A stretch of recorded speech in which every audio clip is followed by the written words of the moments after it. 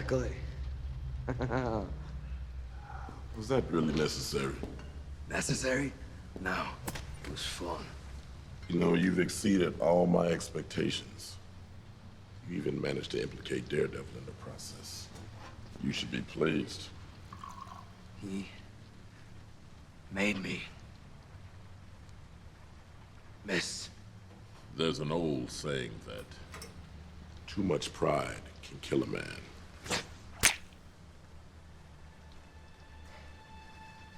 The devil is mine. Really? I've heard that before, all too many times. But answer me this.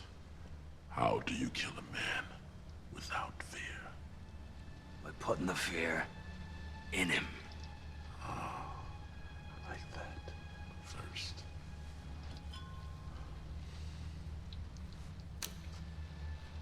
Give Electra all my best. Is there anything else? Yeah. I want a fucking costume. Welcome to Superhero Cinephiles. I am half of your host, Perry Constantine. And as always, I am the other half, Derrick Ferguson. How you doing today, Derrick? Oh, pretty good, pretty good. We had a beautiful sunny day here in Brooklyn, and the wife and I got out and we took a drive, you know, which is the good thing about having a car. You can get out and you don't have to interact with anybody because, you know, we still got the coronavirus thing going on here. So we are still, you know, we don't care what the news says. Me and my wife are still in quarantine. We're as far as we're concerned. I don't blame you at all. I feel the exact same way. Like I'm doing some classes in person now, like about 3 days a week. I go do in-person classes, but the other classes are digital. And the university, where it's still pretty much all online, they sent us out an email and they said, you know, if you want to do in-person classes, you know, you can send us an email to fill out a form to request to switch to in-person classes. And I'm like, you know what? No, I'm fine right where we are. And now, and see, for me, here's the thing. You know, everybody is in a rush to go back to the stores and the restaurants and, you know, the beaches and the shops and everything like that. And for those people that do that, I always ask them one question. I say, okay, do you watch the news? They say, yeah. Mm-hmm. I say, where are those people still broadcasting from? They're still broadcasting from their basements or houses, anything like that. You don't see any of them going back into the studios, right? Yeah, that's one of the things I've been saying. I'm like, look, these people, I'm like, if they really believed the crap they were selling, then how come they're not going to these protests with the armed protesters in Michigan and joining side by side? Exactly. How come they aren't launching they got the money. How come they're not launching advertising campaigns to get Fox News to open up their studios? I mean, there's a reason. Exactly. So you know what? As long as they're still doing that, as long as they're staying apart, I'm staying apart. Yeah. You know, for me, it's always been lead by example. You know. Exactly. Now, you can't tell me to go to the restaurants and, you know, go back to work and do this and everything when you still sitting in your house in your basement, you know, doing your job. You know. So. That's the social commentary for the day, folks. Oh yeah, you're absolutely right. Like I feel the exact same way. I'm not risking anything unless I have to, so I'm only going out when I absolutely have to. Other than that, I'm still staying inside as much as possible. If I want to get something from a restaurant, I just go through drive-through. I don't bother going inside or anything. Yeah, like me too. I don't go inside anyway. If it's not drive-through, I don't go. Yeah. Yeah, same here. Let's see what else is going on. Oh, well, I had got to give a little announcement to everybody because I had you on my other show last week, Japan on Film, and we talked about the Japanese remake of Unforgiven, which was a great episode. A lot of fun having you on there. Oh, yeah, it was wonderful. I had a good time talking about it. Matter of fact, I watched that movie again since then.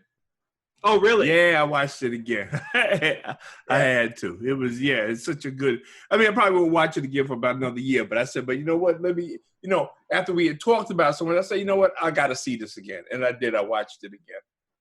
Yeah. Fantastic. Yeah, that's fantastic. Amazing movie. And it's not really, like we were saying on that show, it's not really better or worse, but it's equal. Like, it's a very different kind of feel. Yeah, exactly.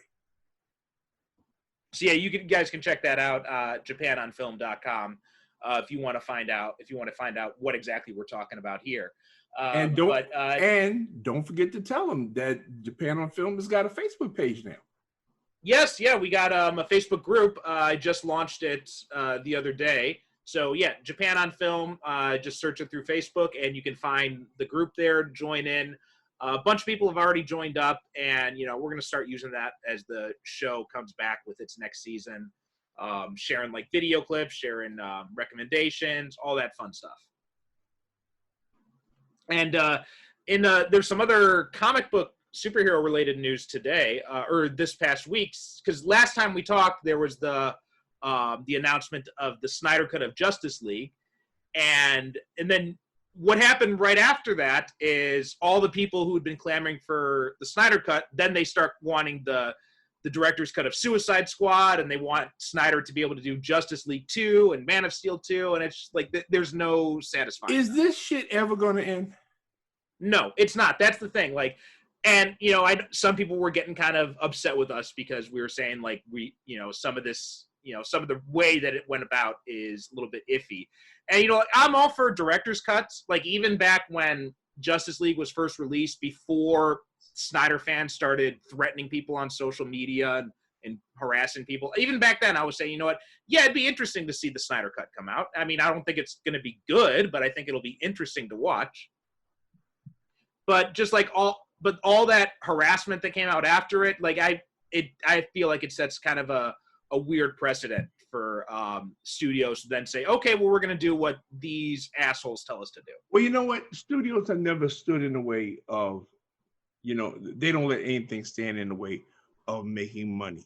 Yeah. But I have to say that, I agree with you 100%. I don't believe in rewarding toxic behavior. And me personally, I've always been a person, I've never responded well to threats. My wife will tell you, do not threaten Derrick. Because see, that just drives me up the wall. And I don't believe in, especially after we've had all of these years of people were visiting death threats. Yeah. And to me, it doesn't matter. People say, oh, well, they were just talking. They weren't really going to do it. No, that's a bunch of bullshit. There's some things I don't play with. And that's one of them. Yeah, same here. You don't make death threats under any circumstances unless you're prepared to carry it out. And then I posted this on Twitter. I said that you can have both feelings, right? You can both be curious about what's in the Snyder Cut and also be concerned about the fact that a bunch of assholes got rewarded for being assholes. Yeah, and exactly this is what happened. And if anybody's offended by that, well, hey, it is what it is as far as I'm concerned. You know what? You don't reward assholery. Yeah. And I'm like you, because we've discussed this in the Facebook group that, it wasn't like the studio took the movie away from him and butchered it. The man had a personal tragedy and he had to leave, the movie, which of course any sane human being is going to do. Right. And I know there's a lot of rumors behind the scenes that he was being pushed out, but the fact is none of that's been confirmed. Exactly. So until it's been confirmed, you got to stop with the conspiracy theories that everybody's out to get Zack Snyder. Right. Exactly. Such wasn't the case. The man suffered a personal tragedy and he had to leave shooting the movie, and the movie was given to another director, which is something that happens in Hollywood all the time, believe it or not. I could sit here and name you a whole bunch of movies that was directed by people other than the ones it was credited to, because for one reason or another they couldn't finish the movie. In fact, you know what? I'm still I think the bigger injustice is what was done to who were the guys who did the original, who had done Solo. Oh yeah, exactly. Yeah. Now that movie was taken away from them. Yeah, now that movie was taken away from them, and Lord and Miller, that was their names. And I'd be more interested. I think that was a bigger injustice, what was done to them, but you're not seeing anybody going through and harassing people because of that.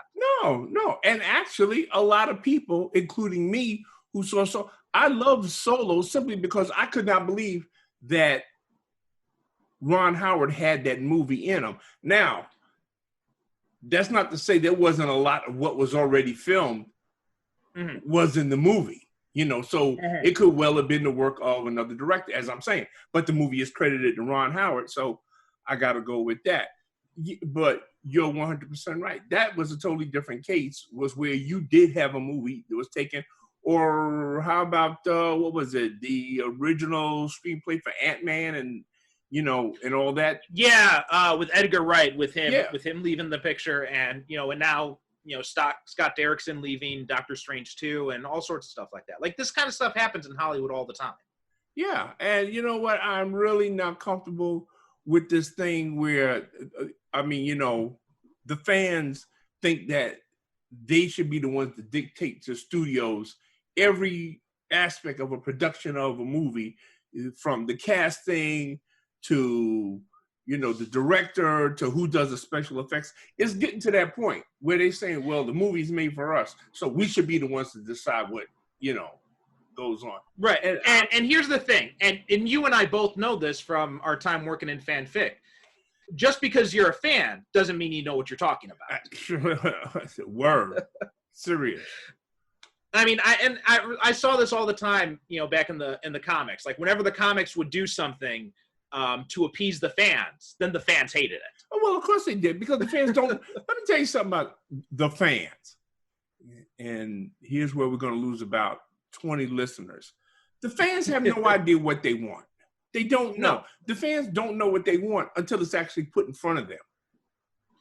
Here's an example I always used to use when I was arguing with other comic book fans about how you don't know what you want. Because if the internet was around when in the 1980s, when Storm ditched her like weather goddess look and went all punk, yeah, the internet would have melted down 20 times over. Oh, absolutely. Yeah, absolutely.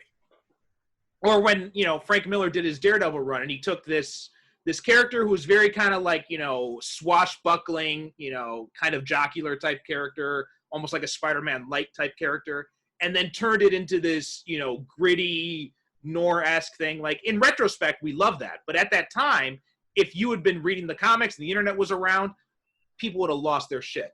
Well, this is what I tell people all the time, that, you know, things that later on, okay, 5, 10, 15 years down the road, we claim that we love it and it's a classic. But at the time, you know, people hated it. Yeah. One of my favorite examples that I use when I tell people, now, you talk to film fans now, say, oh, what do you think of Blade Runner? Oh, it's a masterpiece. It's a classic. It's this and that. Mm. But when Blade Runner first came out, everybody, and I do mean everybody, hated it. Oh, yeah, yeah. I distinctly remember standing online outside of the theater waiting to go in to see it. And the previous audience, they came out. And when they came out, they were telling us on the line, see if you can get your money back. Don't go see it. It's terrible. Nobody liked Blade Runner. But if you talk to everybody now, Blade Runner is this, absolute masterpiece of science fiction cinema. Sometimes it takes time and distance for you to get a perspective on something, but people have such a knee-jerk reaction to things that they hear something and they automatically hate it. Mm-hmm. You know, remember the Phantom Menace when that came out, and everybody hated that thing. Yeah, I still hate it. I still think it's a terrible movie. I hated it when they first. But I hated it then. I tried rewatching the prequels recently, and I hate it now too. So I still hate it. But there are a lot of people who have changed their minds on that movie over time. Yeah, I have. And I'm one of these people. Now, don't get me wrong. It's still a seriously flawed movie. But over time, I've come to realize that the flaws in the movie does not lie with the actors. It lies instead squarely with George Lucas, who by his own admission, and he has said this in numerous interviews that I've heard and read, that he hates directing and he hates writing. And I can tell he doesn't. He is not what is known as a actor's director. No, definitely. He doesn't like working with he likes technology. Yeah. That's what he likes. And George Lucas, what he should have did was that, but he's a fantastic idea man. Mm-hmm. He should have just come up with the idea and then turn the movie over to writers and directors and let them. Well, I mean, that's why Empire Strikes Back was the best of the original series, because he was very, you know, he had written the script, but then he had like handed everything over to Lawrence Kasdan. You're right. Yeah. And that's why to this day, if you ask most people, oh, what's your favorite story? Oh, The Empire Strikes Back. Mm-hmm. Yeah. Yeah. So that's why my feeling toward The Phantom Menace has mellowed, because now I no longer blame the actors for it, because that movie was miscast, horrendously miscast, except for, of course, Liam Neeson. Oh, I mean, you can never miscast Liam Neeson. Yeah, and Ewan McGregor. Yeah. You know, yeah. but and in fact, Ewan McGregor is going to get another chance because they're doing the Obi-Wan series or movies or whatever it is on Disney Plus. Because actually, what that trilogy should have been, it should have been just the adventures of Qui-Gon Jinn and Obi-Wan Kenobi. Oh, hell yeah. I would have loved to see that series. And then in the last 10 minutes of the third movie, they meet Anakin Skywalker. And that's it. And you leave the rest up to our man, because we know what happens. You know what? I probably would have brought in Anakin as an adult in the second movie. Because that would have given a time to kind of establish his relationship with Obi-Wan and everything. And maybe you kill off Qui-Gon in the second movie. And then the third movie is maybe like there's a rift between him and Obi-Wan that just grows. Okay, you know what? I can go for that. But that whole nonsense of the first movie with this 9-year-old kid and basically he's Jesus Christ. He builds robots. He's a pod racer. He's the chosen one. Oh man, please, God. No. But this conversation is actually a good transition to what we're talking about today. Yes, it is. Because we're talking about a movie that was absolutely despised when it came out in theaters back in 2003. And then the director's cut, which restored 30 minutes of footage. All right, 30 minutes was just cut out of this movie completely when it was released in the theaters. Then the director's cut came out and people were like, oh, you know what? This is not so bad. And in retrospect, when you look back on it, yeah, it's still a flawed movie, but there's a lot of good stuff in that. And that is the 2003 Daredevil movie. This is a movie that Perry and I fought over for years. Yeah. We have history with this movie, folks, because I hated the original cut of this movie, as most people did. I was not alone. And then when the director's cut came out, Perry said, oh, Derrick, you really should do yourself a favor and watch the director's cut. And I said, with my usual reasonable, measured, calm rationale, bullshit.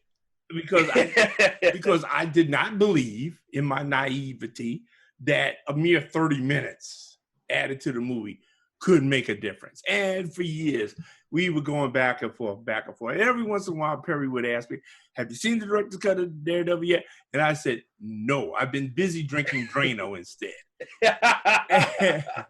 So, very cleverly, he took the opportunity, since I made a commitment to do this podcast with him, and he knows how I am about my commitments, he very cleverly used this as a means of finally making me see Daredevil, the director's cut.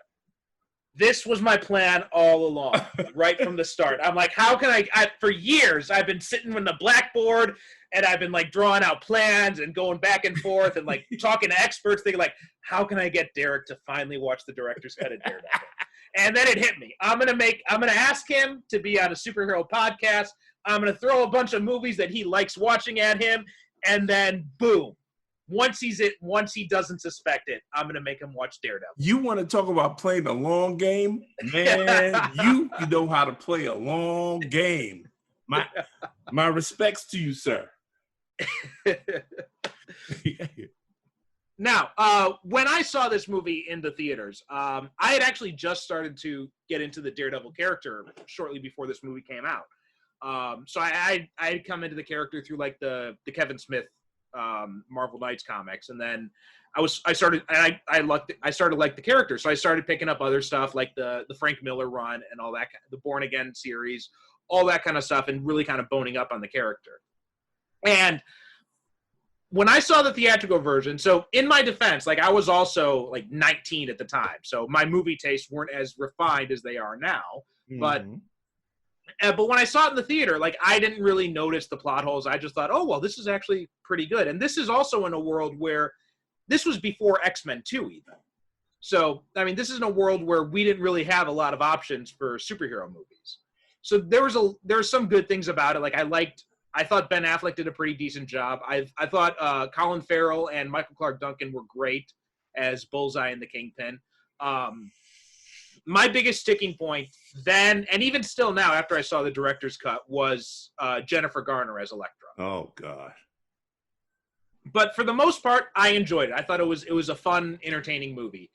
And then when I found out about the director's cut and I saw that, like I was completely blown away by how much. And actually, watching the director's cut made me realize how many plot holes were actually in the theatrical cut. Because it like when I was thinking back to and comparing the two in my mind, I'm like, oh my God, they really did. The original one really didn't make any sense. Oh, okay. Now, see, I didn't make any time to watch the original, version. There's really no reason to go back and rewatch the original, which I guess we can call the uncut version. But but I didn't make time to go back and see that because, like I said, I have not seen this. Out of all the movies that we've reviewed so far, probably the most amount of time has gone between viewings. This is the one that I would say that the most time has gone between, because I saw this.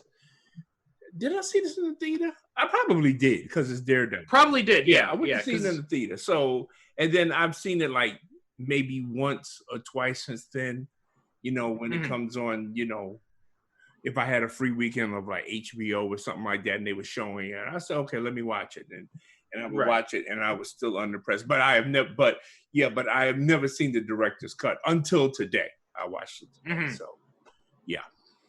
So what'd you think going back into it? Okay, first of all, the casting. Like you said, Jennifer Garner. Now, I got nothing personal against Jennifer Garner. I don't. I don't understand why she's supposed to be, this super hot, gorgeous babe, which to me kind of hurts the characterization of Electra in this movie, because whenever everybody talks about how gorgeous she is, I just say, well, I don't see it, I think, well, she's an attractive woman. She's not an ugly woman, but she doesn't have, she's got a much more conventional look. Like she's not one, like, but Electra, the whole thing about Electra is like, she's got this kind of exotic type of allure and this mysterious type of allure. Right. And Jennifer Garner just does not have that at all. And she's supposed to be Greek. Right. And Jennifer Garner looks anything but Greek. And apparently there was, who they had offered this role to, who was like, came very close to landing it, but who did not get it, was Elijah Dushku. And she would have been a much better choice. Yeah, when I think of a woman that has, those type of, what I would think, like if you say, name the actress who looks Greek to you, I would think of the woman that played Deanna Troi on Star Trek Next Generation. Or Catherine Zeta-Jones. Or, Yeah, somebody like that. Jennifer Garner, no. She doesn't look Greek to me. But and also, excuse me, and also she has a strong, to me at least, she has a strong resemblance to Julia Roberts, who leaves me equally cold in terms of acting and what I look at Julia Roberts and I don't see it, Right. So, yeah. So that's it. Ben Affleck. Well, first of all, I like Ben Affleck. I am not one of these people. I don't understand the hate for Ben Affleck. And to me, a lot of people simply just don't like Ben Affleck simply because he is Ben Affleck. That's what I've noticed as well. Yeah. Yeah. Nobody can ever give me a reason why they don't like Ben Affleck. Well, I just don't like him. Well, we're not in junior high school. If you don't like somebody, presumably, tell me you don't like his acting style. Tell me his eyes are too close together. Something like. But just don't tell me, well, I just don't like him. That makes no sense to me. That's just juvenile. I think a big reason for a lot of the Affleck hate came because he did a string of bad movies, right? Like he was in a string of very, very terrible movies, but people need to stop confusing his choice of roles with his acting style. Well, yeah, that's it. Because you know what? He is a very good matter of fact, he's a better director. Oh, hell yeah. As an actor. In fact, I'm going to take it a step further. His brother Casey is actually a better actor than him. Yeah. Casey Affleck. But that's because he works at it harder than Ben Affleck. Also, I think he does too. Because I think that when he had that string of bad movies, I think that kind of did something to his head for a while there. Because he was really getting hammered in the press, and and people were saying, because you know how it goes. You make one or two bad movies, his career is washed up and all this kind of stuff. But unfortunately, this movie came at a time when he was in that mode. We was making a lot of bad movies, so that this kind of got lumped in with all those as well. But to give him his credit, Ben Affleck actually puts a lot into this role. He's not phoning it in. I like the fact that he looks exactly like a John Romita Jr. drawing of Matt Murdock. Yeah, absolutely. Looks exactly like he stepped off the page.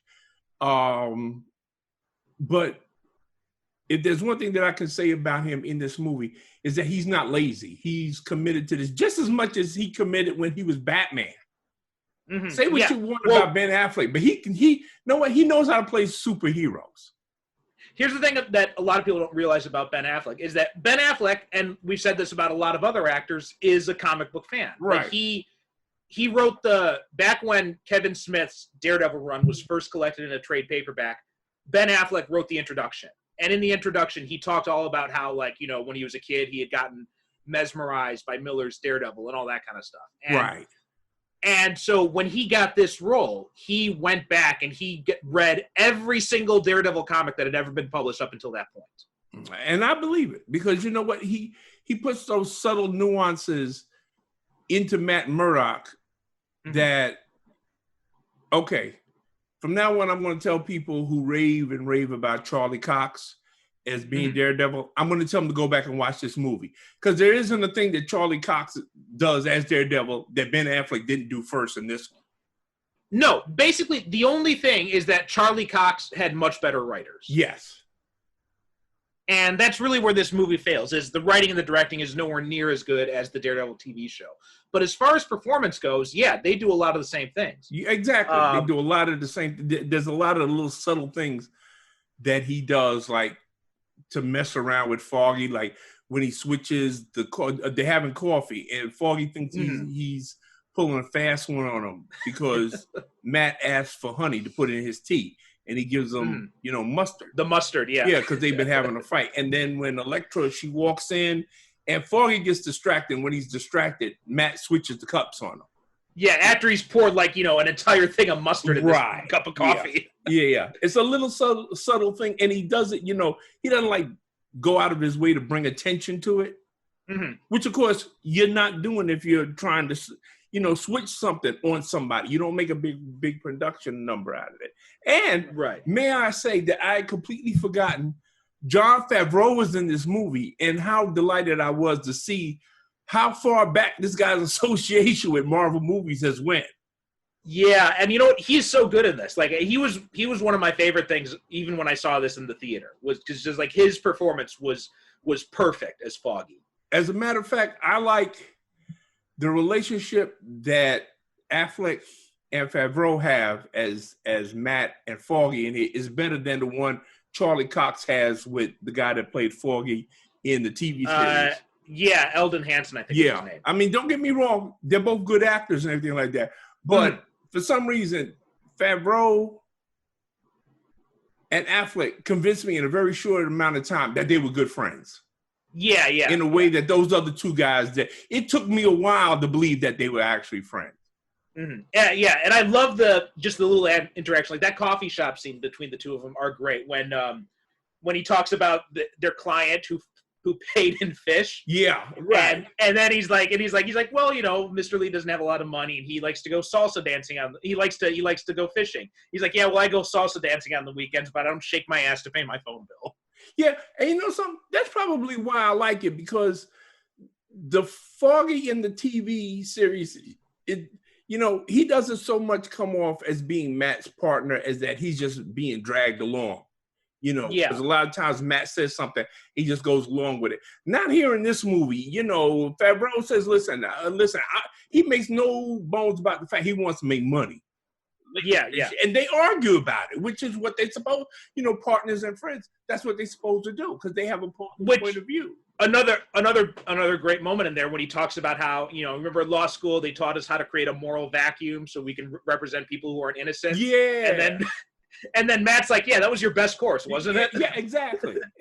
So, so I really like that give and take between them. And that, and, all of the interchanges in this movie are really good. Yeah. But like I said, because I completely forgot he was in this movie, and then I saw the credits. I said, Jon Favreau. I said, Jon Favreau. I said, wow, so this guy was in the MCU before it was the MCU. Yeah, in fact, I think this was like one of his first connections with Marvel, because Kevin Feige worked on this movie as well. Yeah, right, exactly. Yeah, he was one of the executive producer, I believe. Yeah. Yeah, and in fact, Feige also told people, like, when you see the director's cut, a lot of the complaints you had about the original will go out the window. Oh, okay. But yeah, the casting in that, like, aside from Jennifer Garner, the casting in this is really well done, I thought. And the only other one I would say just kind of doesn't quite fit, and it's not because he was bad in this movie, it's just because he doesn't really fit with my vision of the character, is Joe Pantoliano as Ben Urich. Well, you know what? Joey Pants, to use his nickname, because I can't ever pronounce his last name. But you know what? I always like seeing him pop up in anything he does. But yeah, I think who I would have probably gone with, somebody like, what's his name? Steve Buscemi. Yeah, I could see that. Yes, Bob. Yeah. But the guy that got to play him in the first season of Daredevil, he was really good. I thought he was like the perfect Ben Urich. Oh yeah, Vondy Curtis Hall. Yeah, he was amazing. Yeah, and I was so pissed when they killed him off. Oh yeah, that was a mistake. They should have never did. That's why I liked it so much at the end of this movie, when first of all, Ben Urich was still alive, and you got they left you with the impression that they were going to be working together. From now on. I really liked how that. Yeah. But yeah, and then go ahead. Sorry. No, you go ahead. Well, I was gonna say that we also had Ellen Pompeo from Grey's Anatomy as Karen Page in like a very blink and you miss it kind of moment. Yeah, when I said, wait a minute, that's what with Karen Page? Yeah, because I mean, she's not even like a supporting character in this. No, she only has like basically one. She has like 2 appearances. And she helps Foggy at the end when she tells him that you're looking at it upside down. Yeah. But other than that, like, that's the most she does in this movie. Yeah, and really, if you're a Daredevil fan and knowing the history of Karen Page and how important she is, but then again, the whole romance between Matt and Jennifer Garner, that takes up the movie. So they didn't have time to shoehorn in a relationship between Matt and Karen. Which is one of the biggest failings of this movie, is they try to do too much. Like they try to cram, because Frank Miller's run, it spans like, 3 big graphic novels. The Daredevil Epic collections are like 3 big graphic novels. And they try to cram all that material into 2 hours. And there's not enough time. There's not enough way. You need breathing space in a story that big. And let me say that my primary opinion of this movie has not changed. I still do not feel, even though I'm going to say that, and as we go on, I'm going to tell you what changed in my opinion of this movie. I don't consider it a completely worthless movie or a bad movie, but let me say this. I still don't believe that it's a complete movie. I think that it started out to be Frank Miller's greatest hits, and that's exactly what it is. Yeah, I agree with that. Yeah. Even though, like, in retrospect, my opinion of this movie has cooled, definitely. But there's still things I like about it. Oh yeah, yeah. I mean, there's things I like about it, but as I said, that this movie was more concerned with being Frank Miller. I mean, right from the opening shot, which was taken right from a cover that Frank Miller did for Daredevil, where he's hanging on to the cross. You know, that was actually Joe Quesada, I think. Oh, no, okay. Well, yeah. I stand corrected, but still, it's a powerful image that they use of a devil. You know, he's hanging on to a cross and everything like that, and you know, everything in this movie, like you said, was taken from that epic run that Frank Miller had, but it's so compressed. Everything. Yeah. I mean, this was a run that took like what? See how many years to? Oh, it was a few. It was at least a few. Because, right. Yeah. That. Because I know that the Frank Miller, the classic run, it's 3 big trade paperbacks. Right. Okay. So let's say, let me see, 12 issues in a year. So let's say like 3 years. At least. Okay. Yeah, So at least. Okay. Yeah. So now you're trying to cram 3 years of story into a 2-hour movie. Yeah. Yeah. I mean, it just doesn't work. It just doesn't work. Whereas when you think about it, equivalent in the TV show, they did basically 3 seasons to tell the same amount of story. Right, exactly. Which is what you really need.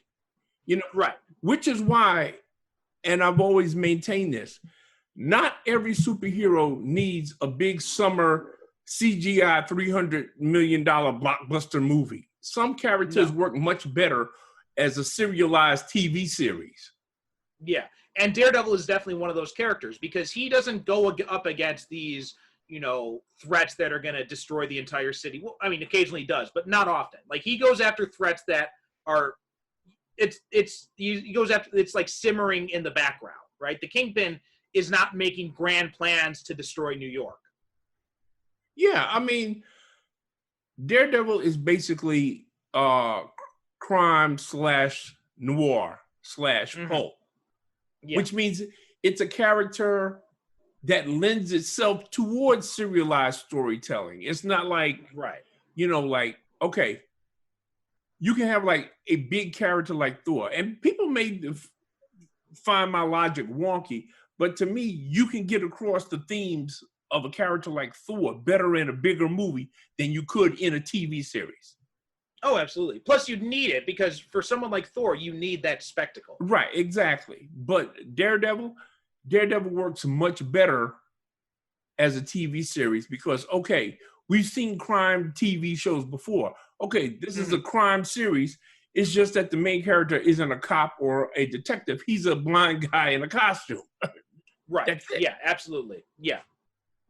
Yeah, and that's exactly what it is. Like these characters, like the street level characters, Daredevil, Luke Cage, even Spider-Man, they work much better in a serialized format than they do in these big action movies. Yeah, exactly. Because then you have to compress the storytelling and then you have to like break it down to its simplest components. Okay, here's the good guy, here's the bad guy. What does the bad guy want? Okay, the good guy's got to stop him. Who's our love interest? Okay, throw in 1 to 2 supporting characters. Oh, of course, our hero needs a goofy, funny sidekick, and bam, you got a movie. And some of that, that shows some of the cracks in this. So, for example, there is no stick in this movie who trains Ben Affleck. And so then you're left wondering, well, how did this kid end up becoming a martial arts master? Exactly. I mean, okay, 1 minute he's blind, and the next he's in the alley beating up the bullies, and he's doing backflips like, Bruce Lee. Yeah. So by not having a stick in there, like you said, we're confused as to, wait a minute, how did he learn how to do all this stuff? Right. And it's the same thing with Electra, because we don't get any insight into how she ends up becoming a martial arts master. So then, all of a sudden her father dies, and then we see her, training with sais and shit like that. Yeah, it's like, because you have the syndrome in a lot of these superhero movies, and especially, well, not now, but I could name a lot of examples where it seems like if all the character has to do is just put on a costume, and all of a sudden they're a master martial artist and acrobat. Yeah. And there's no explanation why. It's just, oh, well, they just put on a costume, and now all of a sudden they can leap 20 feet in the air and they can fight ninjas. Yeah. Now, this movie, I think, would have been improved 100 times if it had just cut out the Electra story completely. Because really, you don't need it. Nah. It's a waste of time. And I'm sorry, that schoolyard fight is the dumbest thing. It still is the dumbest thing I've seen in a long time. It is really dumb. And you know what else that struck me this time, watching it again, is the way he goes after her is really creepy. Yeah, because this guy won't take no for an answer.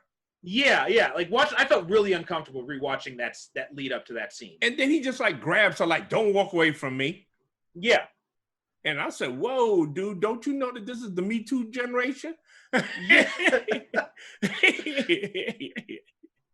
See, I'm like, I don't blame her at all for, trying to beat the shit out of him in the park. No, like, I would have done the same thing. No, of course not. Because, you know why? Because she wants him away. She says, listen, I don't like being followed. Yeah. And he says, well, I just want to know your name. And then she walks away again, and he reaches out and grabs her and says, don't grabs her wrist. Yeah. Well, I said, whoa, dude. Yeah. The boundaries, man. Boundaries. Yeah, seriously. But yeah, that fight is still ridiculous. Like that's kind of the problem when you're trying to introduce Electra and Matt for the first time as adults like that. You need some kind of shorthand, which shows why that it shouldn't have been done in the first place. Yeah. I mean, you know what? They should have just invested a little time in a flashback to when he was in college, like they did in the TV series. Right. Just give us 5 minutes to establish, okay, they already know each other. Well, even that's why I'm even more convinced that they should have just left Electra out completely. And instead, they should have built up the relationship with Karen Page. That would have been a much better thing. And then in the sequel, you bring in Electra. Right. Yeah, exactly. You always save Electra for the sequel. But then again, they did not know if they were going to get a sequel out of this movie. They did not know. So they said, well, you know what? We're just going to fire off all of our missiles, which is why they got Bullseye in there. They got the Kingpin. Let's fire off all of our missiles and hope that they all land. All right. Now, that's a good segue because I wanted to talk about Michael Clarke Duncan and Colin Farrell. So, like Duncan, in retrospect, especially after seeing D'Onofrio, who's amazing, Duncan does seem a little over the top. But in general, I still think like he did a really good job as the Kingpin. Here's the thing about having the Kingpin on screen. Now, you and I are familiar with the way he's usually depicted in the comic books, and there is no way you could get an actor who looks like that. No. So, therefore, you have to get an actor with a voice and a presence, which both Michael Clarke Duncan, God rest his soul, a talented, beautiful man taken from us too soon, and Vincent D'Onofrio. These are both actors of stature, presence, and they know how to communicate power. Like Michael Clarke Duncan, that first shot we see of him standing by the window, he's holding the cane. He communicates power just by standing there.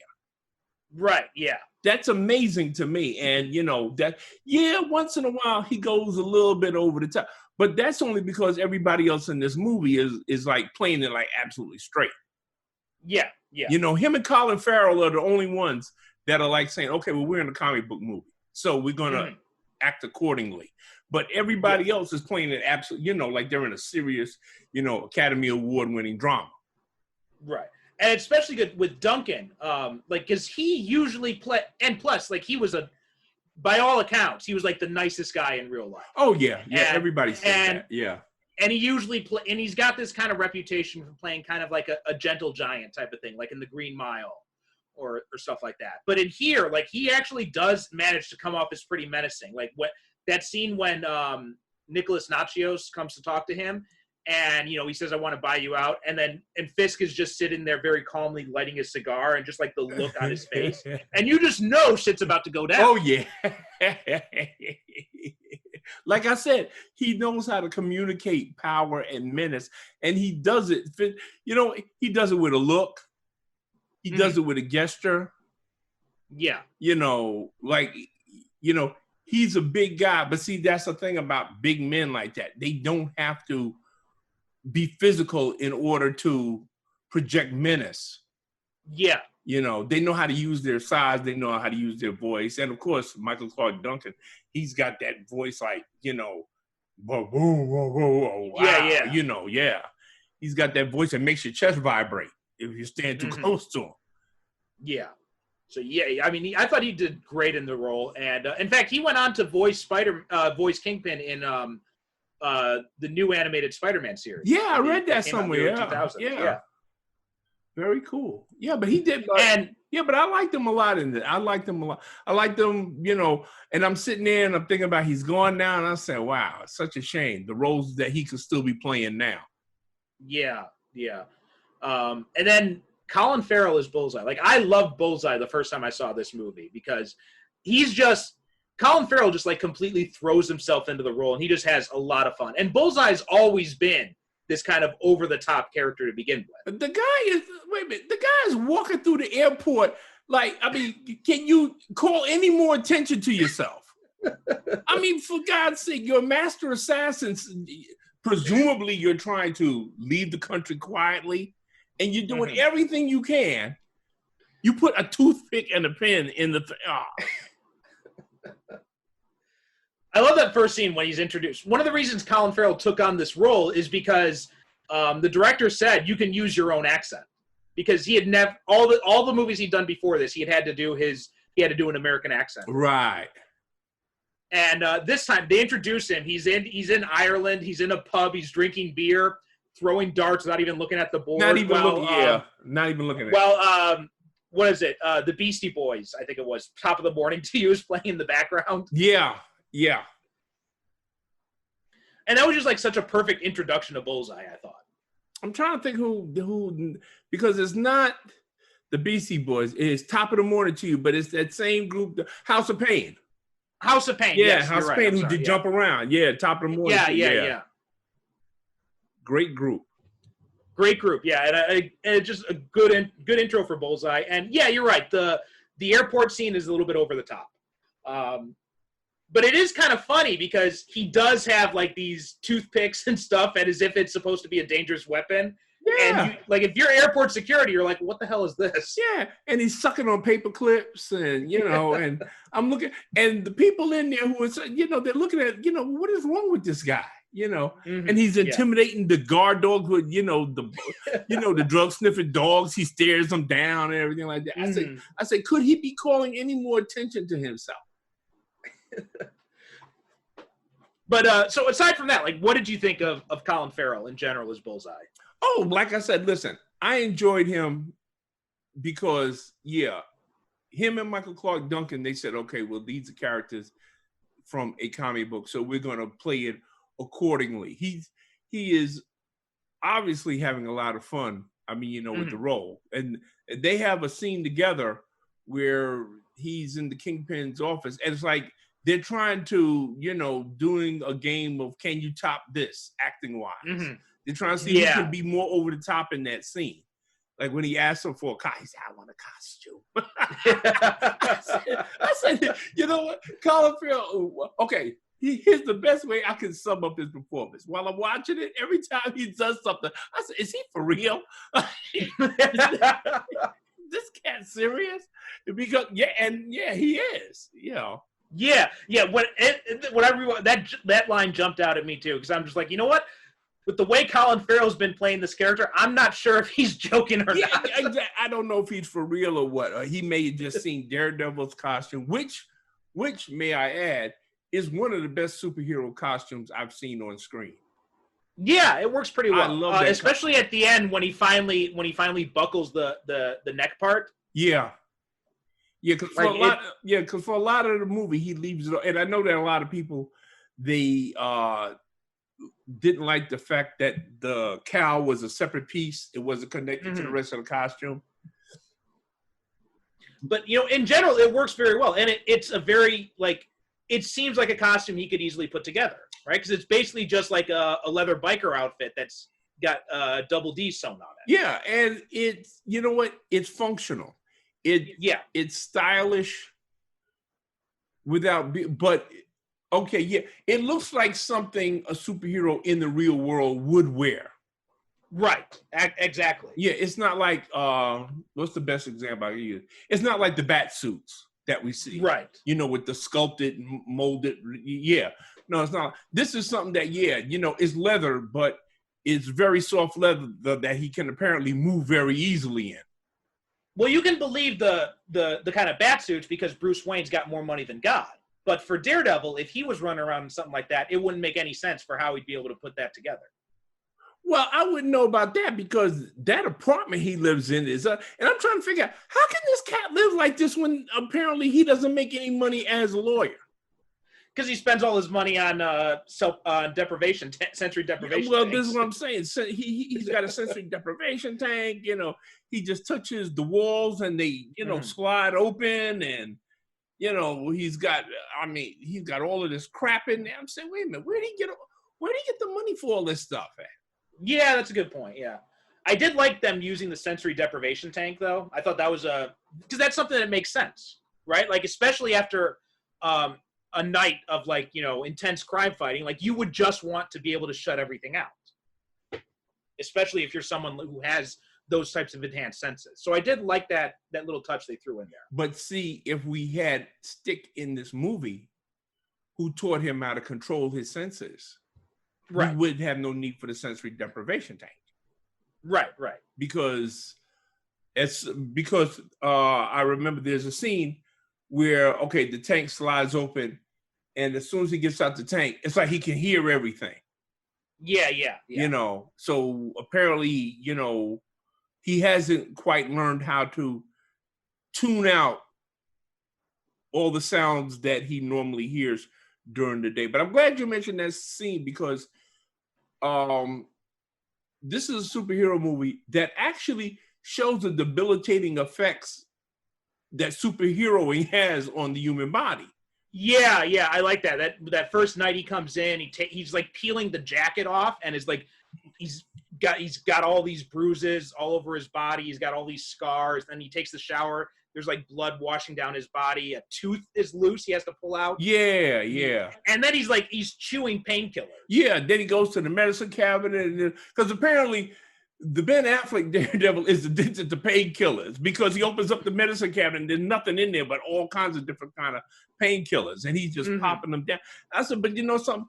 That's good because, you know, like in most superhero movies, we don't, especially with these street level superheroes, we don't see that. We don't see the debilitating effects that superheroing has on the body.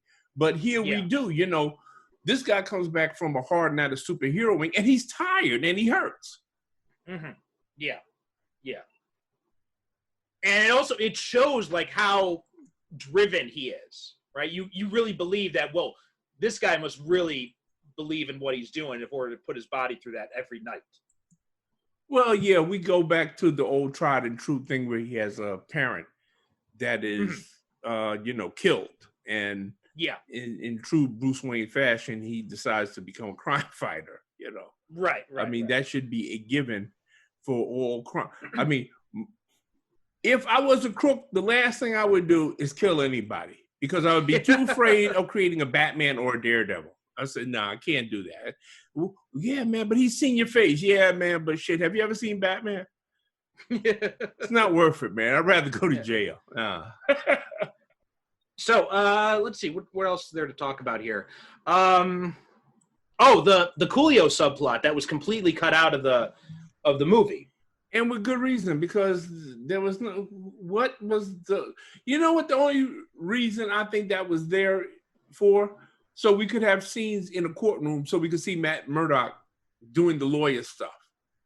Well, I mean, the point of that was that's where they get the incriminating evidence on the Kingpin. That's how they find out his identity. Right.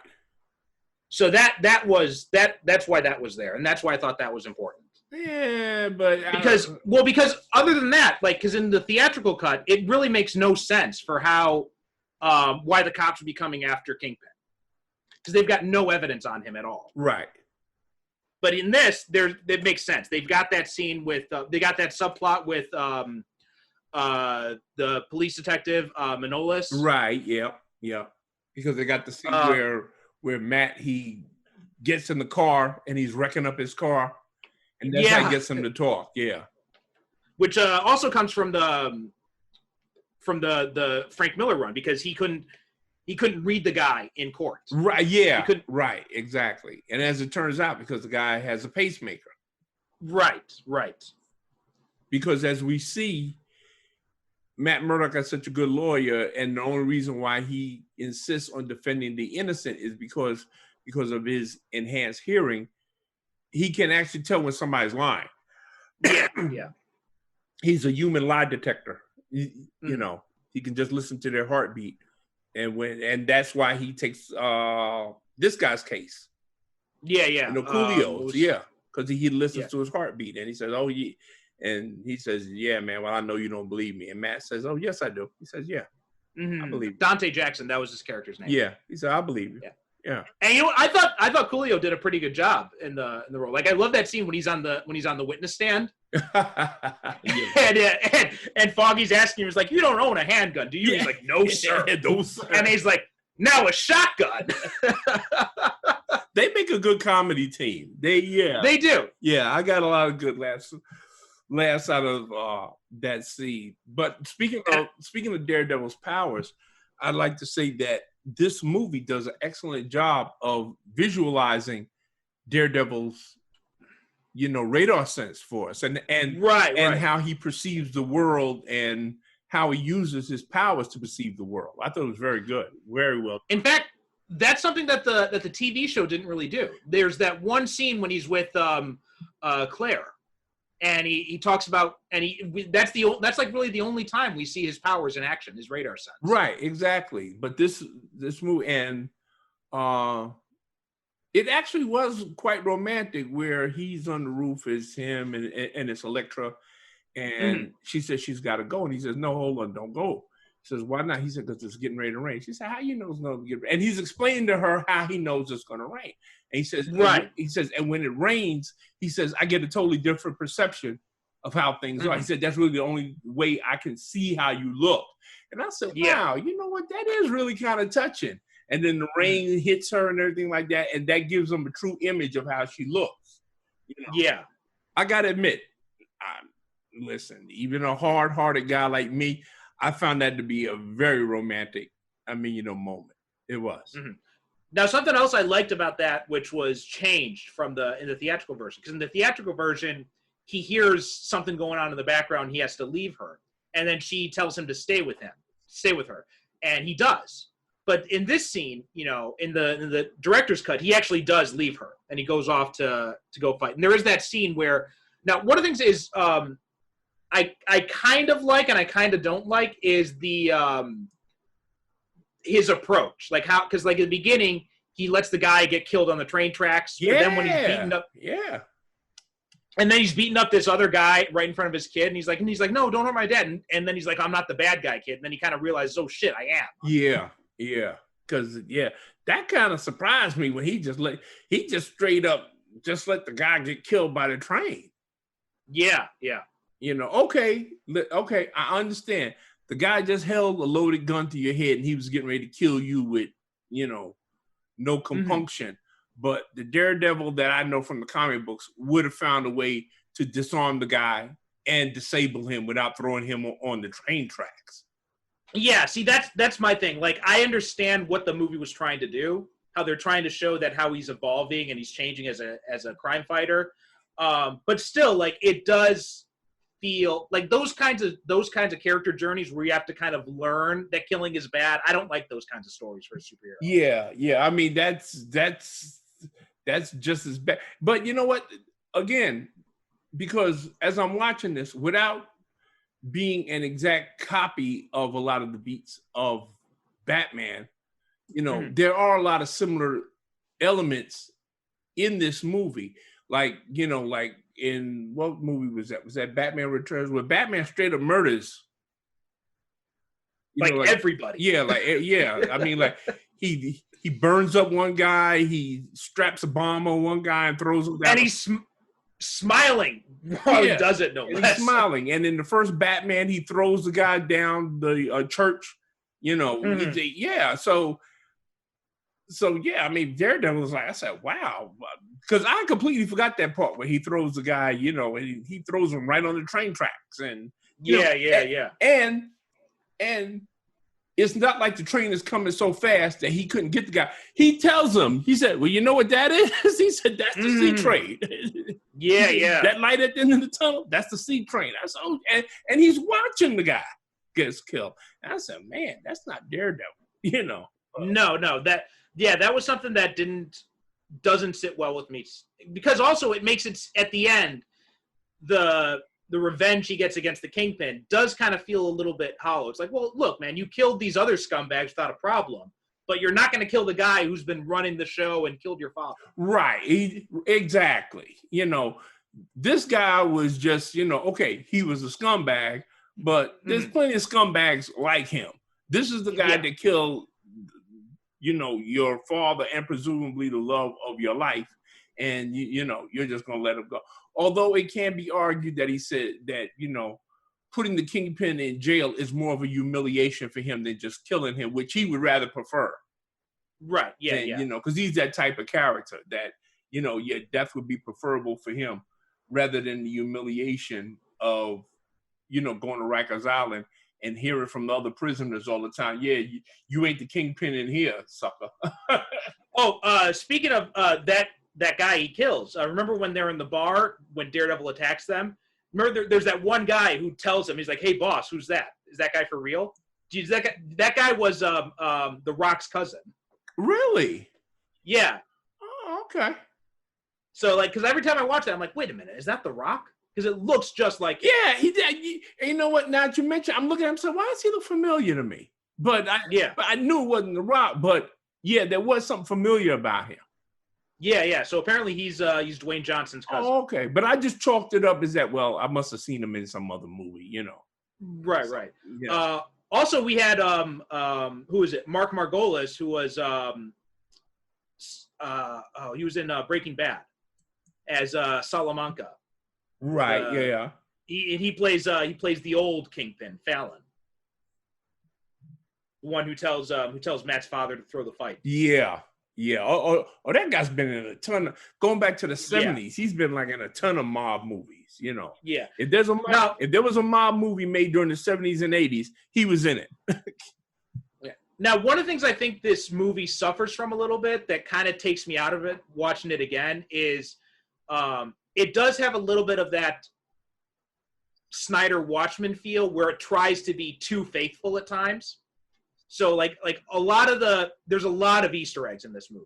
And, you know, every now and then you throw in a little Easter egg, you reference like some creator in the movie, that's fine. But like every single name they use in this movie is like a creator who worked on it. Oh my God. It starts with the name of John Romita on the marquee where they're having a fight.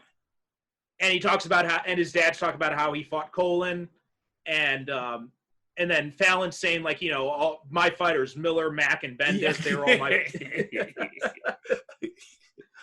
Mr. Lee gives him the fish, and the Kevin Smith has a cameo in it too as a forensic guy, and he's Kirby. And you know something? I honestly did not recognize Kevin Smith because, of course, I'm used to seeing Kevin Smith as he is now after he lost all that weight. And, you know, he's got gray hair now. And so I'm looking at this cat and I'm hearing the voice. And I said, wait a minute, I know that voice, but I don't know who that is. And then the credits come up and I'm reading the credits. And I said, oh, shit, that was Kevin Smith? I said, oh, wow,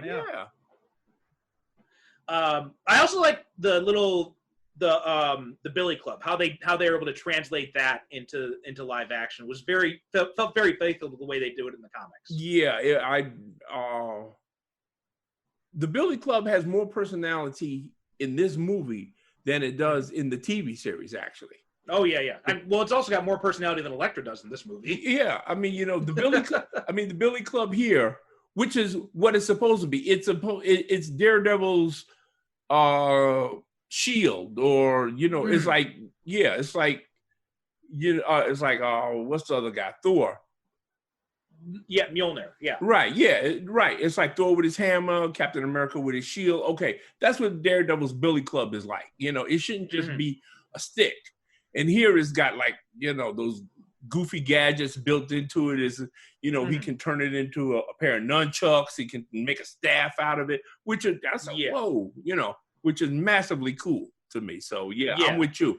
I appreciate this. Even Kevin Smith, when he's showing it to Ben Urich, he says, man, I got to show you something that's this shit is cool. My word for it. And he's right. I mean, it is a damn cool billy club. Like I kind of wanted one of those after watching the movie. Are you kidding me? And you see the Daredevil, back in his apartment when Matt Murdock goes, he has about like 4 or 5 of them. Well, yeah. I mean, and then that makes sense because it's used to kill Electra's father, and then it has to stay there because you have to have it. So it makes sense that he'd have several. Yeah. But again, where did he get them from? Who made them for? Because them things can't be cheap. Yeah, that is one of the issues with it. And, that is one of the things, like, with these kind of movies is, where did he get all this stuff? How do you even find an apartment like that in Hell's Kitchen? Well, see, this is what I'm saying. Yeah. But you know what? One thing that this movie does that the TV show doesn't, which is kind of weird about the TV show, and I believe we've discussed this before, in that it's set in modern day New York. But the Hell's Kitchen that it shows in there is a Hell's Kitchen that hasn't existed since the 1970s. Right. That's when Hell's Kitchen was Hell's Kitchen, trust me. And the TV show, they did have an explanation for that because it was after the Battle of New York. So like when like the Chitauri had and Loki had leveled everything. So that was like the kind of backstory behind that, because they talk about the I can't remember what they called it, but like the crisis or the event or something they call it. Yeah. In the Daredevil TV show, and that's the idea, was that these criminal elements came in to fill the void to rebuild the city. So that's kind of, because that's why Fisk's whole thing in the TV show was he was involved in construction. Right, he was construction, yeah, because he was planning on rebuilding the city and rebuilding Hell's Kitchen. But here in the movie, I like how they have the voiceover and Matt Murdock is saying, yeah, well, I grew up in Hell's Kitchen and I still live here, but it hasn't been called that in years now. It's called Clinton now. Yeah. So I kind of like that they admit, okay, this isn't like the Hell's Kitchen that you knew, And actually, to be honest, when Frank Miller did his run on Daredevil, that Hell's Kitchen hadn't existed either. The Hell's Kitchen he showed, it didn't exist. But his Hell's Kitchen was Hell's Kitchen that he took from 1940s Warner Brothers gangster movie. Right, really, right. To be honest. Okay. All right. Now, is there anything else to really talk about with this? I'm trying to think if there's anything we missed. Well, it's your movie. You picked it out. I can't think of anything else. Like, mostly it's decent. It's trying too much to tell all of Frank Miller's story in one sitting, and it really would have done better if you'd taken Electra out, and it would have been a much stronger film. Matter of fact, I can say I only have 2 major nitpicks with this movie. One of them, as I've already said, and you just reiterated, that I will always maintain that this is not a fully fleshed out movie. It's just Frank Miller's greatest hits. And the miscasting of Jennifer Garner, who, you know what, like I said, even though I don't care for her as an actress, I got nothing against her personally. She's got to eat. I understand she took the job, and it is what it is. But I just feel that they could have picked another actor. Okay, if you're going to tell me that she's Greek, at least do me the courtesy of giving me an actress that looks Greek. It's like you telling me that you're going to make a remake of Shaft, and I don't know, Matthew McConaughey is going to play John Shaft. It's don't sell me one ethnic group and then give me an actor or actress who looks nothing like that. Yeah, I mean, I think she's. I don't mind. I think she's a decent actress. I thought I loved Alias, so I thought she was great in that. But she just doesn't fit Electra. Yeah, she doesn't fit Electra at all. Even though, listen, she gives it her all. Like I said, there is one thing. If there's one thing that I can positively say about this movie, everybody gives it their 100%. Nobody's phoning it in. Nobody is, doing the wink, wink, nod, nod at the camera. The serious actors play it seriously, and the ones who don't play it so seriously, but they're still doing their job and they're conveying the story. And this isn't a cheap movie, mind you. This isn't like, like you have like some movies where it looked like they skimped on the budget and everything like that. They didn't skimp on the budget here. Everything. This is a very handsome looking movie. It looks good. It moves at a nice steady clip. The pacing is good. It is not a boring movie at all. And I would recommend it to anybody who is a fan of superhero movies, simply for the sake of you can watch what a Marvel superhero movie was like before the MCU came along. Yeah, and it is funny to see how many of these actors ended up going on to play other superhero stuff, because Affleck said that he had been done with superheroes after this movie, and then he ends up going to play Batman. And then Colin Farrell, he's going on to the Batman movies too. He's going to be playing the Penguin. Right. And Jon Favreau, of course, went on to play Happy Hogan and directing the first 2 Iron Man movies. Just like a lot of people in this movie ended up doing some other superhero stuff and just continuing on. Yeah, well, let me ask you something. Okay, for you, was Ben Affleck, was he a better Batman or a better Daredevil? It's hard to say in both cases, because in both cases, I think he wasn't given the material he really needed.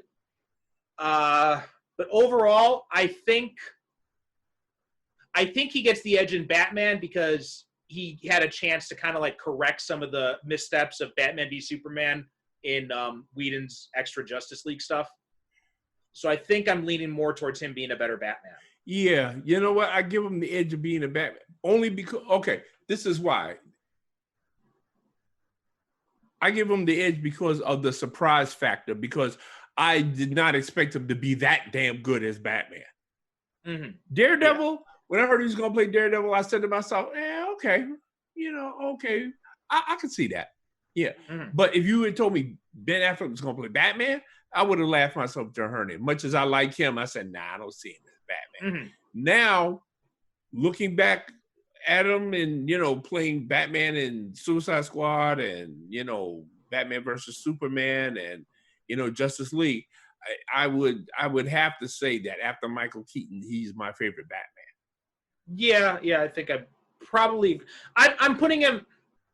I do like Christian Bale a lot, but there are issues with both those performances. And so it's hard for me to kind of like pick which one I like more. And I am firmly convinced, there's no doubt in my mind, that if Affleck had got that solo Batman movie, he would have been my favorite, probably. He would have ended up being my favorite.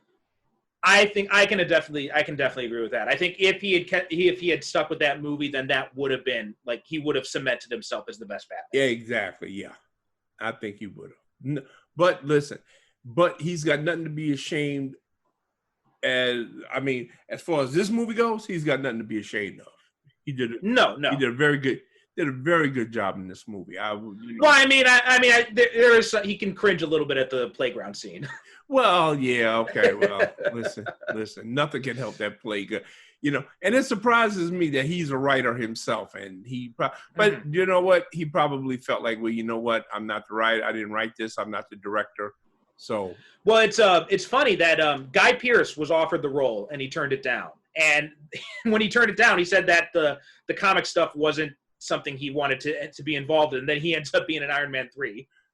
Hey, listen, when you see how much, there was a lot of people that said they would never be a part of the superhero movies, and they hated those movies and everything like that. a lot of those people ended up being in superhero movies because of one, as you and I both well know, these are international movies that that garner a lot of money and attention. Yeah. Actors are worth. Okay, look at Chris Evans. Chris Evans went from being a pretty good actor. You know, he was known, but nobody was going to see a Chris Evans movie. Then he plays Captain America, and what happens? The entire course of not only his career but his life changes. So and now he's got the clout to basically do anything he wants. That cat could walk into any studio and say he would make a movie out of anything, and they would say, yeah, they're gonna go for it. Yeah. You know, and that's happened with a lot of people. And and you have a lot of these people that anytime I read about an actor or director talking about, oh, well, those movies are trash and I wouldn't do one of those movies if you paid me. I translate that as meaning, Marvel, why haven't you called me and given me a job? Yeah. But now those actors, they do, like Robert Downey, like some of them can become like Tom Cruise level of freedom. Because Tom Cruise can walk in the studio and he says, you know what? I want to put on a fat suit and dance around to rap music in Tropic Thunder. And studio's like, hey, okay, yeah. Bingo. That's it. Anything you want, Mr. Cruise. Anything you want to do, it's fine with us. As long as you keep making these billion-dollar blockbusters, you can do anything you want. And certain actors, Robert Downey Jr. walked into Warner Brothers tomorrow and said he wanted to do an all-black musical version of Citizen Kane. They say, yeah, okay. Oh yeah. They'll let them do whatever they want now. So some of the other casting stuff was interesting because they had Matt Damon he's also a big Daredevil fan too, and he was offered the role, but he turned it down because he didn't really quite believe in the script or the director. And then Vin Diesel was also offered the role, but he chose to be in another film. He chose to be in the Fast and the Furious. I was about to say he chose to be in a little thing called the Fast and Furious. I wonder whatever happened to that. Yeah, but I mean, and also good for him for making that choice, but also good for the movie because Vin Diesel as Matt Murdock, I cannot see that at all. No. As we've said before, with these superhero movies, casting is extremely important. And like I said, the first time I saw Ben Affleck on screen, both as Daredevil and as Matt Murdock, I was sold. I said, yeah. Because like I said, as Matt Murdock, I said, oh shit, he looks just like he stepped off the page as drawn by John Romita Jr. And in that costume, like I said, I said, okay, it's not exactly the costume from the comic book, but it works. It works, yeah. It works for me. So yeah, he sold me right off. And Jon Favreau, he sold me as Foggy. Yeah. So it does, but as those of you who've been listening for a while, it don't take much to sell me. I'm easy to sell. I'm not as picky. And trust me, when I was watching this one, I would say, I'm gonna look for shit to tear this movie. I'm gonna get Perry. I'm gonna get him for this. He making me watch this. You know what? After about like 30 minutes in, I just sat back and just let myself be entertained. I said, because there was the little nitpicking things in there that I could have done. But on the overall, I would say that I enjoyed about 75% of this movie. Yeah. One other thing I wanted to call out is the soundtrack on this movie, with the exception of like House of Pain and the song that plays when they introduce the Kingpin. Like those are the only two songs that actually feel like they fit in this movie. Everything else, it's that very 2000 flavor of the week new rock stuff that was coming out at that how can I put this? Very unimpressive musical score. Except for, like you said, the top of the morning when it introduces, I said, okay, that fits him perfect. That fits him to a T.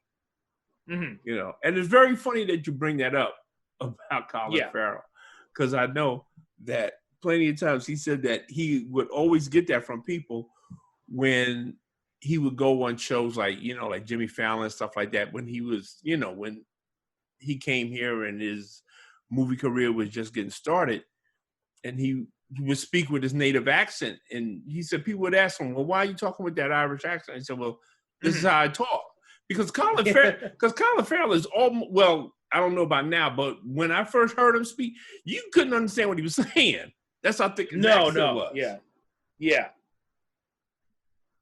And that was, and I really liked Bullseye. I know a lot of people complained about Bullseye's look in this movie, but I thought it really fit the way that Farrell was portraying the character. Well, you know what? I think that if they had brought him back for a sequel, because we do see, and that's another thing that I like about this movie, in that it doesn't follow the convention of a lot of superhero movies that felt they had to kill off the bad guy at the end. The bad guys are still alive. By the end of this movie. And Bullseye, he's paralyzed, but we see he's getting back his, mobility, because he kills the fly with a hypodermic. Yeah, and that's something that happened in the comics, right? Too, because that's when he got the adamantium skeleton. Right. Okay. I think that if they had done a sequel, they probably would have went that route and given him the costume as well. Yeah. And also, the Daredevil TV show ended on the exact same note, because Bullseye ends up in the hospital at the end in a full body cast. Right. Just like here in the movie, he's paralyzed, but he's in that cast. But like I said, there's the hint that he's getting his skills back. And so like I said, if they went for a sequel, he would have been it. He would have got his costume. Yeah. And Frank Miller also had a cameo in this too. He played one of the guy that Frank Bullseye steals the motorcycle from. Yep. I recognized him right off. I said, oh, that lunatic's in this movie? Okay. He wormed his way in here. And also, just like in the TV show and in the movie, they both end on the same note, teasing a sequel where Bullseye's going to come back badder than ever, and both of them end up getting canceled. Yeah. See, how about that? Yeah, maybe they just shouldn't do something where Bullseye ends up in a body cast. Seems to be the kiss of death for this franchise. Now, as a little side note for people who might be interested, I don't know if you and I are going to do Electra, but one thing in my research for getting ready to do this movie, I found out that when Jennifer Garner, when she signed on to do this, apparently one of the conditions was that Ben Affleck do a scene as Matt Murdock with her in the movie. There was supposed to be something about that. I'm looking it up right now. Maybe that's in the director's cut as well. I don't know. No, there's only 7 minutes of extra. There's only they only changed 7 minutes of total footage in the Electra director's cut. Mm-hmm. So there was nothing else in there, I don't think. But there was, I think he was supposed to appear as a cameo or something, but I don't remember what it was, if it was scheduling or what. But there was something about that I remember reading. I just thought that was a nice touch. I always appreciate when actors and actresses, they do little things like that to acknowledge, the people. Okay, so apparently he did film a cameo. Right. But it was cut. Okay. Now, I don't know if that ended up in the director's cut or what, because I've actually never even seen Electra at all, any version. No, I've never seen, I was never interested in seeing Electra, so I wouldn't know. But I just thought that it was a nice, like, in the way that Michael Clark Duncan, he always acknowledged that he got his start in movies because of, Bruce Willis. Mm-hmm. That Bruce Willis, apparently got him the job in, what was that movie? The one, matter of fact, Ben Affleck was in that one too, with the asteroids. The miners going to blow up the asteroid. That was Armageddon. Mm-hmm. Yeah. Apparently Michael Clark Duncan got that role, because of Bruce Willis. And, and that's how he got the role in The Green Mile also, because of Bruce. I mean, that's what I've heard. I don't know if that's true or not, but okay. I've always heard that he always acknowledged Bruce Willis, Well, something else too about this is that, so apparently his cameo was in a dream sequence. Oh, okay. So he never found out that Electra was still alive. Well, I mean, they hinted that at the end. Yeah, because he finds the necklace, and it's been imprinted with Braille, and apparently the Braille is her name on it. I was wondering. Okay, because when I saw that, I saw what he feels in it, and he says, "Oh, Braille," but he doesn't say what. I said, "I wonder what it says," and okay, you just confirmed it, because I was saying, yeah, it's probably her name or some shit like some stupid. Yeah. So that's what happened there. And then, of course, it was supposed to be for a sequel, which never ended up happening, so they did the Electra movie instead. Which is another parallel to Batman when they did a Catwoman. He finds the cat at the end of, what was it, Batman Returns? Mm-hmm. And that's like, lets him know Catwoman is still alive. And just like the first Batman, this one has a climatic fight inside of a church. Mm-hmm. Yeah, man. I mean, like, especially Daredevil is always getting in fights in churches. Oh, yeah. That's his thing. Mm-hmm. But again, that's always been one of the most interesting things about Daredevil is that he's got that Catholic background, and that's really a large part of who he is. And the comics, and the comics doesn't shy away from it, which I've always, because you don't get a lot about what sort of religious or spiritual beliefs a lot of superheroes have. But in Daredevil's case, it's a large part of who he is. Right, which also makes it the killing thing a little bit harder to stomach, because he does like such a big core of Matt's character is that Catholic guilt. Exactly. And there's not a lot of that. That's kind of like glossed over in this movie. Yeah. I mean, we do have the scene where he goes to see the priest, and they have that little heart to heart. But I feel like the TV show, it does a much better job at conveying his, Catholic, faith. Especially the scene with him and the Punisher in the second season when they're debating over the merits of killing. Right. Like that was one of the best scenes of the entire series. Yeah. Because okay, how can I put that?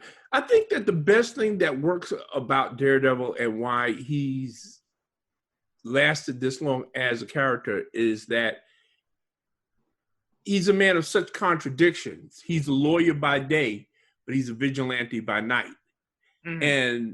And the way he reconciles these two natures of his character, along with his Catholic upbringing, and the guilt he feels over his father and the way his father was killed, the burden that he carries with that. It's a lot of different elements that, which lifts Daredevil up out of being, because at one time he was considered to be, as you said earlier on when we started this, a Spider-Man light. Right. And over the years, he's developed into so much more than that. Frank Miller saw that there was another way for him to go and saw the possibilities of that character and took him into those dark places where Daredevil really hadn't gone before. Right. Yeah. And yeah, that's something that the movie does a little bit of it touches on that, but it doesn't quite get very deep into it. Whereas the series, like you said, does a much better job of really kind of capturing that idea. Yeah, because I mean, for me, I would always recommend the TV series. I would say, yeah, definitely, if you want to get into Daredevil, you really want to get into Daredevil and you want to get into the character, watch the TV series. But if you just want to,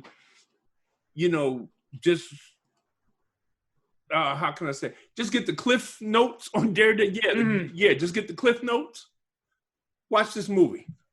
Yeah, that's a pretty good way to put it. And yeah, that is the best way to describe it. The Cliff Notes Daredevil. Yeah, that's what this is. If you did, you know what? I would give this movie to anybody who didn't know anything about Daredevil.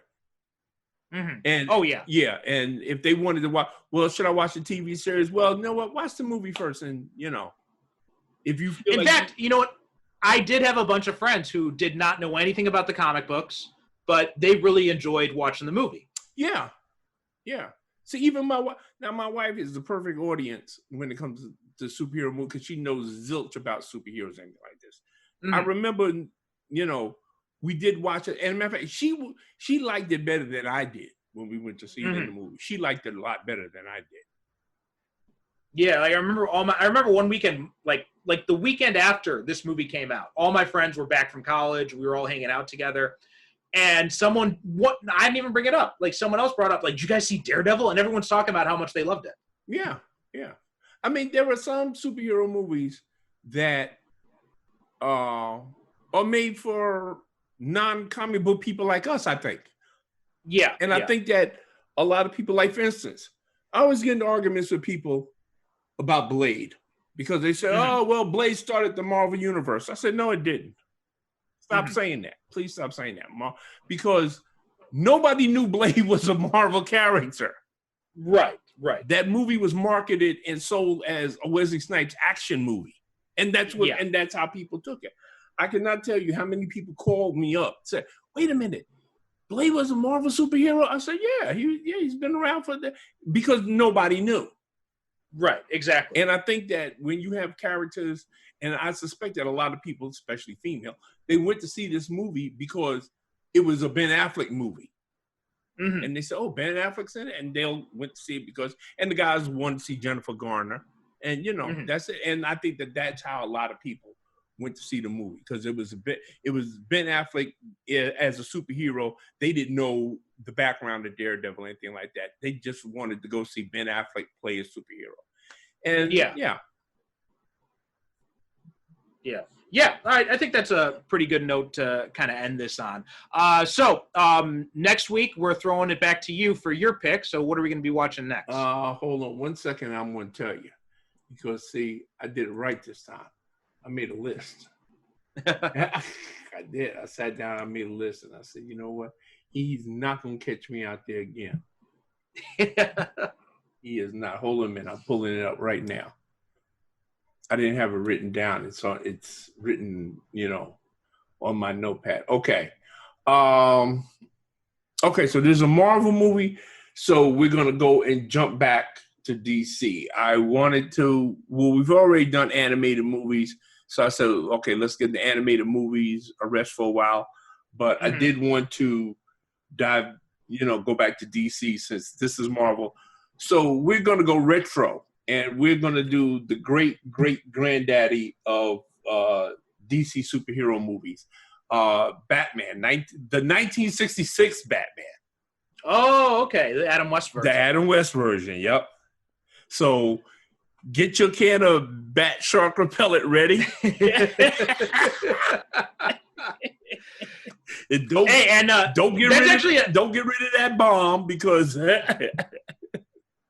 Because next episode is actually our 25th episode, so that's a good pick for a milestone episode. Damn, 25 already? 25, yeah. How long we been doing this?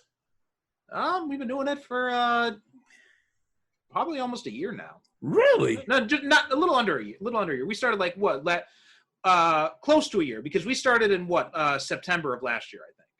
Oh wow! Yeah.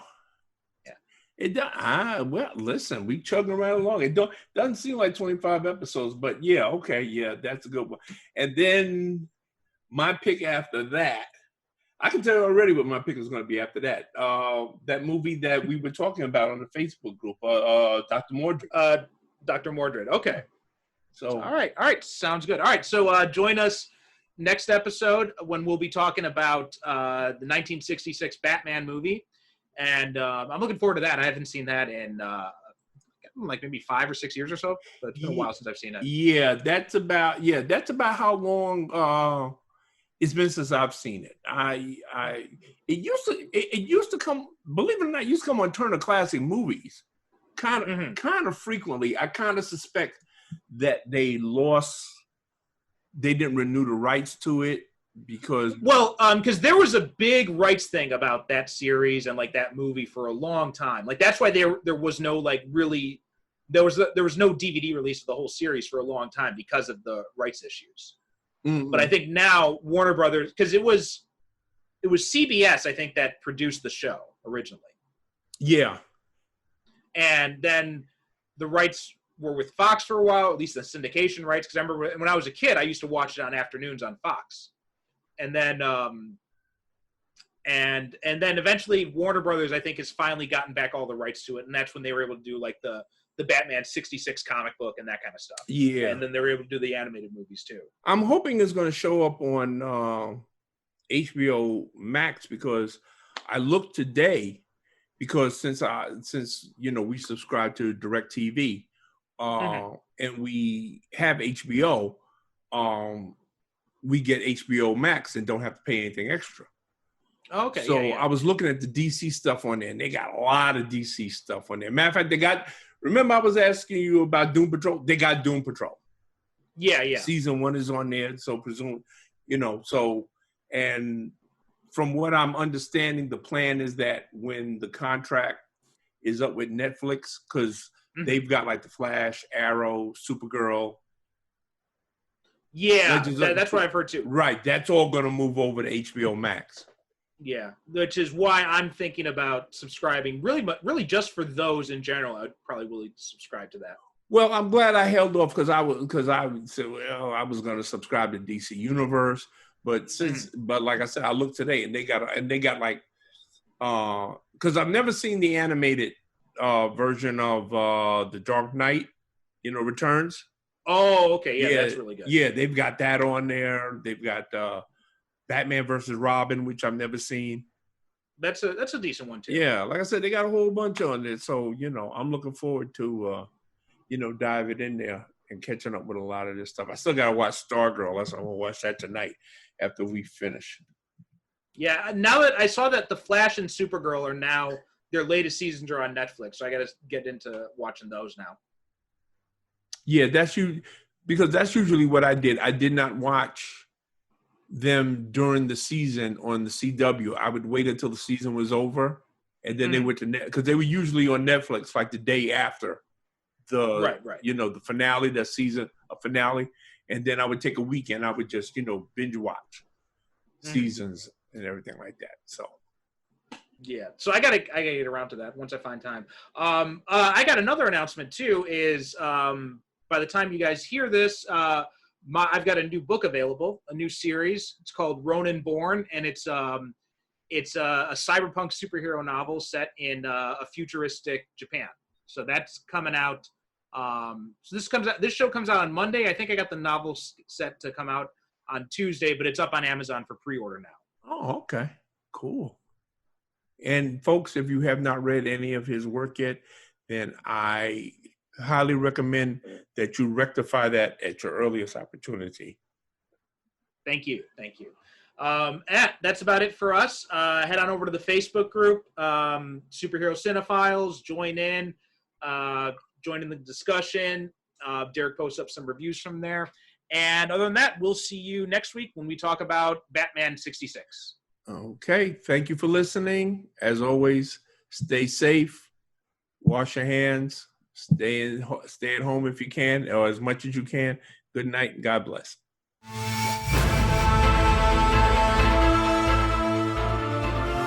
Thanks for listening to the Superhero Cinephiles podcast. If you have any questions or comments about this or any other episode, or if you have a superhero movie or TV show you'd like us to cover in a future episode, you can email us at superherocinephiles@gmail.com. Or you can also visit us on the web at superherocinephiles.com. If you like what you hear, leave us a review wherever you get your podcasts. Each review helps us reach more potential listeners. You can also support the show by renting or purchasing the movies discussed, or by picking up our books, all of which can be accessed through the website, as well as find links to our social media presences. The theme music for this show is a shortened version of Superhero Showdown, a royalty-free piece of music courtesy of BesleonStudios.com.